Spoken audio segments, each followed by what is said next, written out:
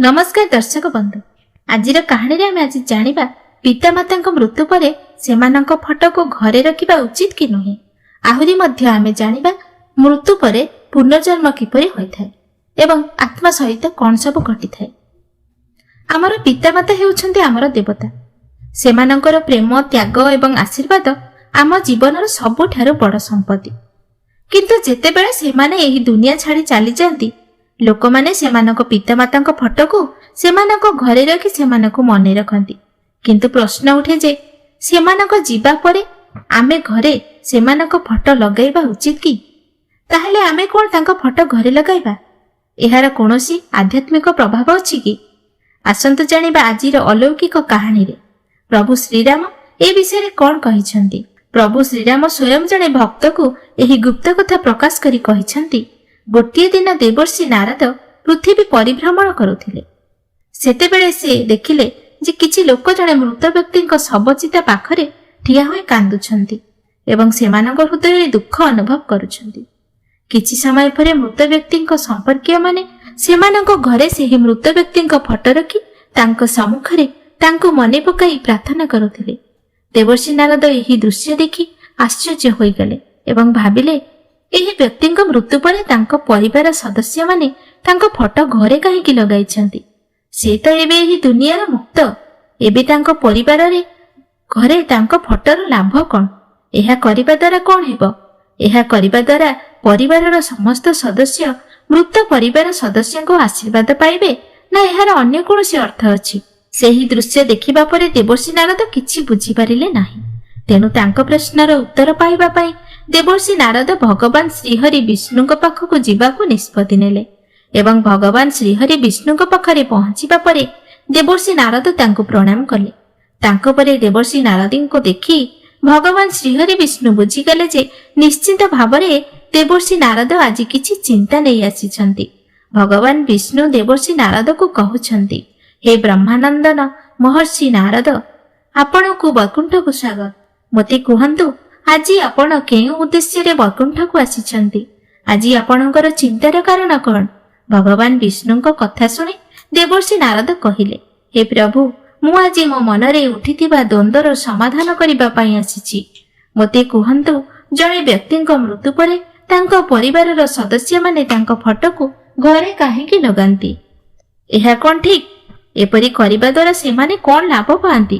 एपरी करिबा द्वारा परिवार उपरे मृत व्यक्ति आशीर्वाद रही थाए कि? तेनु देवर्षि नारदଙ୍କ कथा सुनिबा परे भगवान विष्णु कहिले, देवर्षि नारद, आज आपण मते एक अत्यंत गुरुत्वपूर्ण प्रश्न पचारिछंती। एही प्रश्नर उत्तर रे समग्र मानव जातिर कल्याण लुचि रहिछि।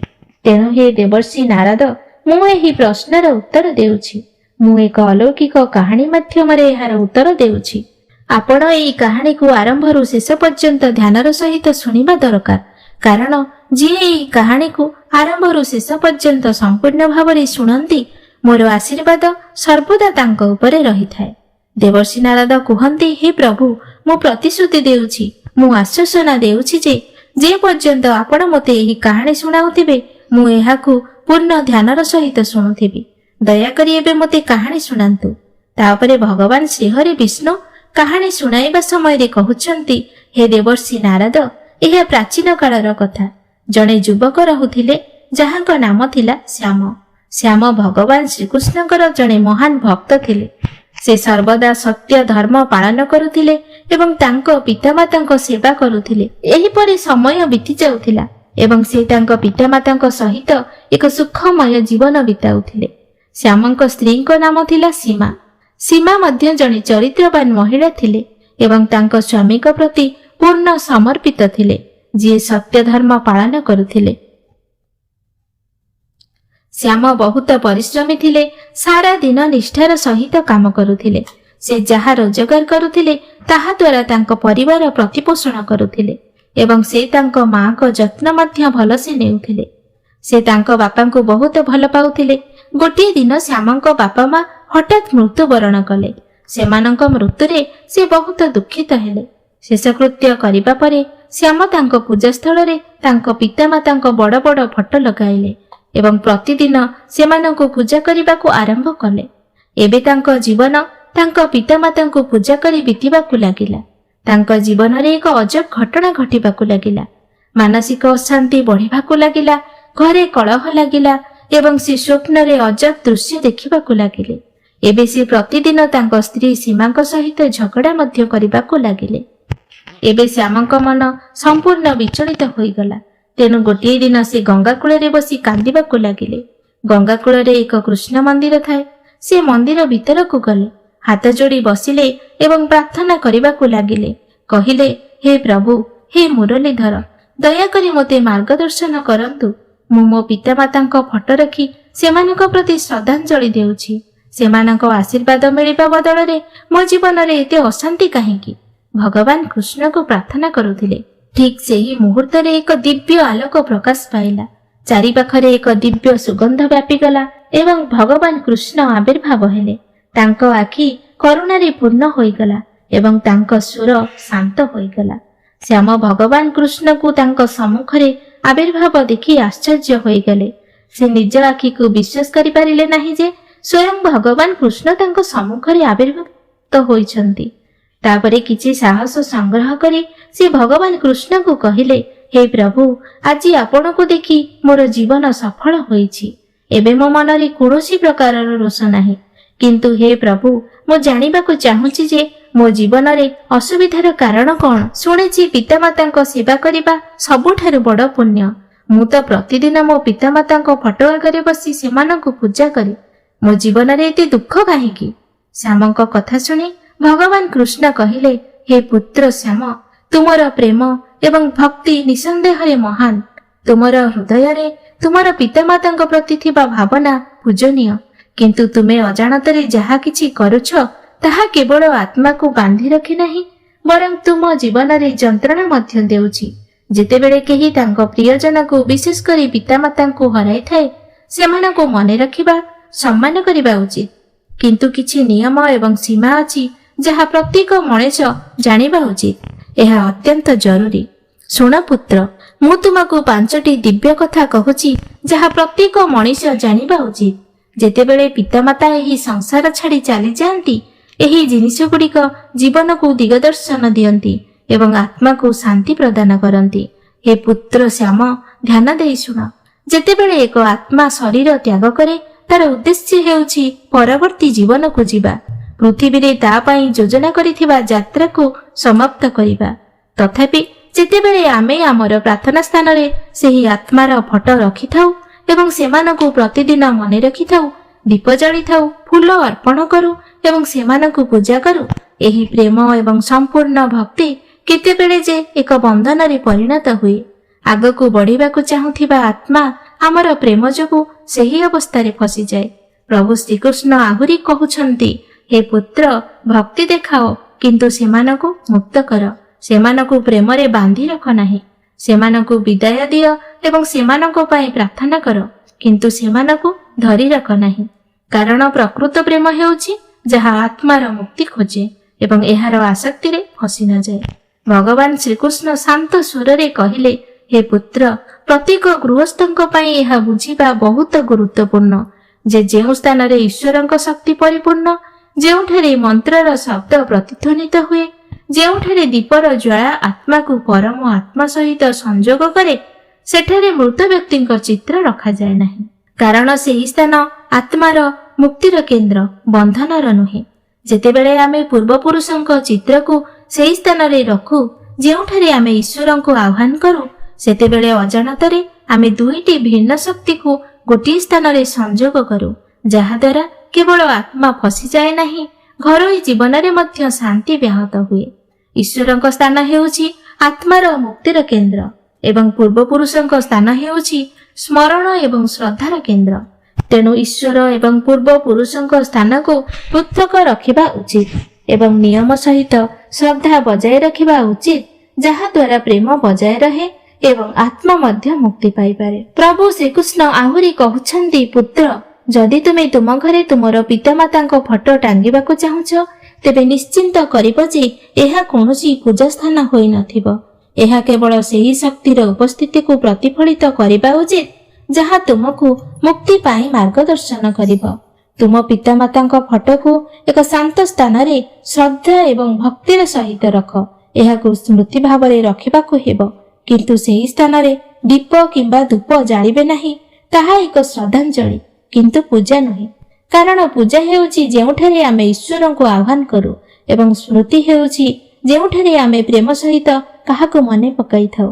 ଯେଉଁ ଆତ୍ମା ଚାଲିଯାଇଛି ତାକୁ ସମ୍ମାନ କରିବା ଉଚିତ, କିନ୍ତୁ ଈଶ୍ୱରଙ୍କ ଉପାସନା ଏବଂ ଆତ୍ମାକୁ ସ୍ମରଣ କରିବାର ପଥକୁ ସଂଗମିତ କରିବା ଉଚିତ ନୁହେଁ। ଏହା ସତ୍ୟ ଧର୍ମ। ଭଗବାନ ଶ୍ରୀକୃଷ୍ଣ କହିଲେ, ହେ ପୁତ୍ର, ତୁମ ମନରେ ଚିନ୍ତା ସ୍ୱାଭାବିକ। ପିତାମାତାଙ୍କ ମୃତ୍ୟୁ ପରେ ପ୍ରତ୍ୟେକ ସନ୍ତାନ ସେମାନଙ୍କ ପାଇଁ କିଛି କରିବାକୁ ଇଚ୍ଛା କରେ। ପୂର୍ବପୁରୁଷଙ୍କ ଶାନ୍ତି ପାଇଁ ଶ୍ରଦ୍ଧା ଏବଂ ତର୍ପଣ ସର୍ବୋତ୍ତମ ଉପାୟ। ଏହା ହିଁ ଏକମାତ୍ର ଉପାୟ ଯାହାଦ୍ୱାରା ତୁମେ ସେମାନଙ୍କର ଆଶୀର୍ବାଦ ଗ୍ରହଣ କରିପାରିବ ଏବଂ ସେମାନଙ୍କୁ ଶାନ୍ତିରେ ଛାଡ଼ିପାରିବ, କାରଣ ଏହା ହିଁ ପ୍ରକୃତ ସେବା। ଯିଏ ଚାଲିଯାଇଛି ତାକୁ ଆଗକୁ ବଢିବାକୁ ଦିଅ। ସେମାନଙ୍କୁ ଆସକ୍ତିରେ ବାନ୍ଧି ଦିଅ ନାହିଁ, ପ୍ରେମରେ ମୁକ୍ତ କର। ଏହା ଏକ ପୁତ୍ରର କର୍ତ୍ତବ୍ୟ ଏବଂ ଏହା ପବିତ୍ରତା। ସେ ଶ୍ୟାମକୁ ଗଭୀର ଭାବରେ ଚାହିଁ କହିଲେ, ପୁତ୍ର, ଏହି ଜଗତ ଏକ ଫାଶ। ଆତ୍ମା ଆସେ, ଅନୁଭବ କରେ ଏବଂ ତାପରେ ଆଗକୁ ବଢିଥାଏ। କିନ୍ତୁ ଯେତେବେଳେ ତୁମେ ଆସକ୍ତିରେ ବୁଡ଼ିଯାଅ, ତୁମେ କେବଳ ତୁମର ହୃଦୟକୁ ବାନ୍ଧି ନଥାଅ, ବରଂ ସେହି ଆତ୍ମାର ଗତିକୁ ମଧ୍ୟ ବନ୍ଦ କରିଦିଅ। ଆସକ୍ତି ଆତ୍ମାକୁ ବନ୍ଦ କରିଦିଏ ଏବଂ ପ୍ରେମ ଏହାକୁ ମୁକ୍ତ କରେ। ଯିଏ ମୃତ୍ୟୁବରଣ କରିଛି ତାଙ୍କ ନାମରେ ଭଲ କାମ କରିବା ଉଚିତ। ଗରିବଙ୍କ ସେବା କର, ଭୋକିଲାକୁ ଖାଦ୍ୟ ଦିଅ ଏବଂ ଗଛ ଲଗାଅ। ଏହି କାମଗୁଡ଼ିକ ତୁମର ପିତାମାତାଙ୍କ ଆଶୀର୍ବାଦ ଭାବରେ ତୁମ ଜୀବନକୁ ଫେରିଆସିବ। ପ୍ରେମକୁ କାର୍ଯ୍ୟରେ ପରିଣତ କର। ଏହା ହିଁ ପ୍ରକୃତ ଶ୍ରଦ୍ଧାଞ୍ଜଳି। ତୁମର କାର୍ଯ୍ୟ ସେମାନଙ୍କ ଆତ୍ମାର ସବୁଠାରୁ ମଧୁର ସ୍ମୃତି ହେବ, ଯାହା ସେମାନଙ୍କୁ ଏବଂ ତୁମକୁ ମଧ୍ୟ ଖୁସି ଦେବ, ତୁମକୁ ପ୍ରଗତି ଆଡ଼କୁ ନେଇଯିବ। ପ୍ରଭୁ ଶ୍ରୀକୃଷ୍ଣ ଶ୍ୟାମକୁ ଆଶୀର୍ବାଦ କରି କହିଲେ, ପୁତ୍ର, ତୁମର ପିତାମାତା ତୁମକୁ ଗଭୀର ଭାବରେ ଭଲ ପାଆନ୍ତି। ଏବେ ସମୟ ଆସିଛି ଯେ ତୁମର ପ୍ରେମ ସେମାନଙ୍କୁ ବନ୍ଧନରେ ବାନ୍ଧିବା ନୁହେଁ, ବରଂ ମୁକ୍ତି ଦେବାରେ ଏକ ମାଧ୍ୟମ ହେବ। ଯଦି ତୁମେ ତୁମର ଘରେ ସୁଖ ଏବଂ ଶାନ୍ତି ଚାହୁଁଛ, ତେବେ ପ୍ରଥମେ ସେହି ଆତ୍ମାମାନଙ୍କୁ ଶାନ୍ତି ଦିଅ ଯେଉଁମାନେ ଆଉ ଏ ଦୁନିଆରେ ନାହାନ୍ତି। ତେବେ ହିଁ ତୁମର ପ୍ରେମ ସତ୍ୟ ବୋଲି କୁହାଯିବ। ବିଶ୍ୱାସ କରାଯାଏ ଯେ ପୂର୍ବପୁରୁଷଙ୍କ ଆତ୍ମା ଆମ ଉପରେ ନଜର ରଖନ୍ତି ଏବଂ ଆମକୁ ମାର୍ଗଦର୍ଶନ କରନ୍ତି।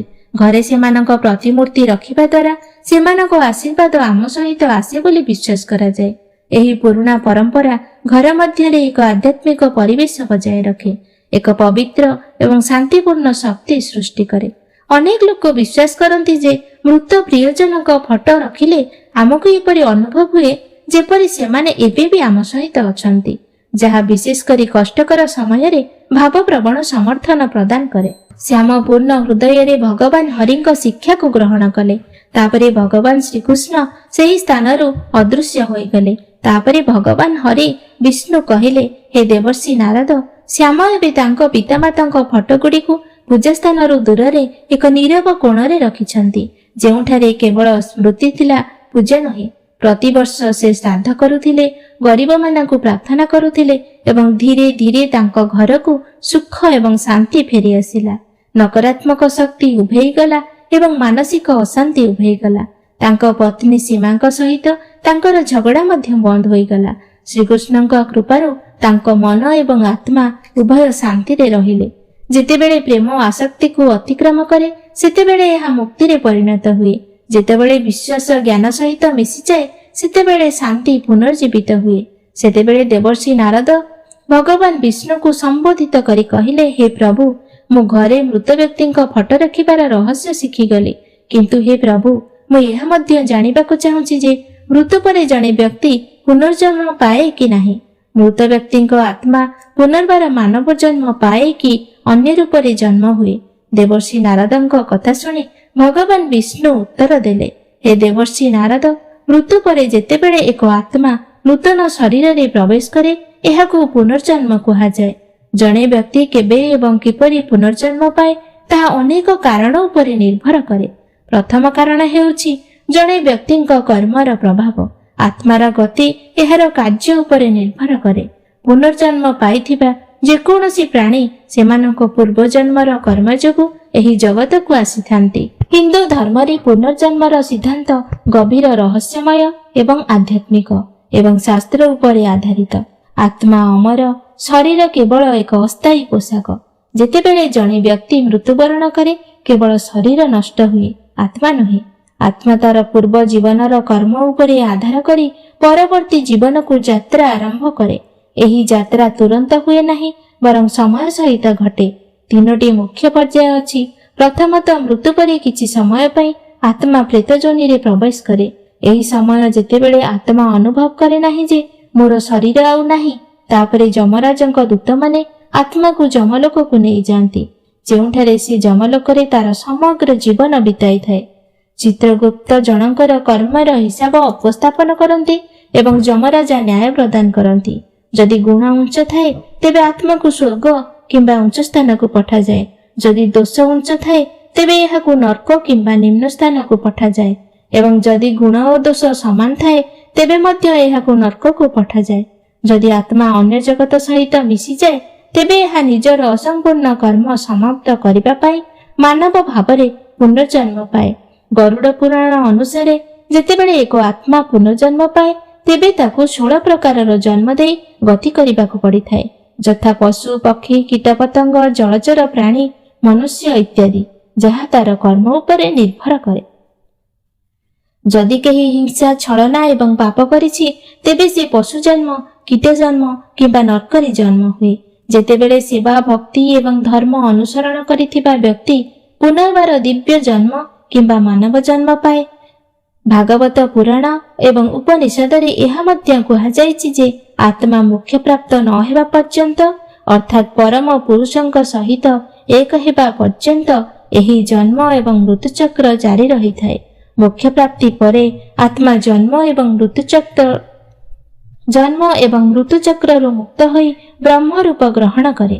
ତେଣୁ ହିନ୍ଦୁ ଧର୍ମରେ ଜୀବନକୁ ଆତ୍ମାର ଶୁଦ୍ଧିକରଣ, କର୍ମସିଦ୍ଧି ଏବଂ ମୋକ୍ଷ ପ୍ରାପ୍ତିର ଏକ ସୁଯୋଗ ଭାବରେ ବିବେଚନା କରାଯାଏ ଏବଂ ଏହା ପୁନର୍ଜନ୍ମର ଧାରଣାର କାରଣ। ହେ ଦେବର୍ଷି ନାରଦ, ମୁଁ ଆଶା କରୁଛି ତୁମେ ଏବେ ତୁମର ସମସ୍ତ ପ୍ରଶ୍ନର ଉତ୍ତର ପାଇଯାଇଛ। ଦେବର୍ଷି ନାରଦ ଭଗବାନ ବିଷ୍ଣୁଙ୍କୁ କହିଲେ, ହେ ପ୍ରଭୁ, ତୁମଠାରୁ ଏହି ଉତ୍ତର ପାଇ ମୁଁ ଧନ୍ୟ। ଏବେ ମୁଁ ସେଗୁଡ଼ିକୁ 3 ଲୋକରେ ବିସ୍ତାର କରିବି। ତାପରେ ଭଗବାନ ବିଷ୍ଣୁଙ୍କୁ ପ୍ରଣାମ କରିବା ପରେ ଦେବର୍ଷି ନାରଦ ପୁନର୍ବାର ତାଙ୍କ ଯାତ୍ରା ଆରମ୍ଭ କଲେ।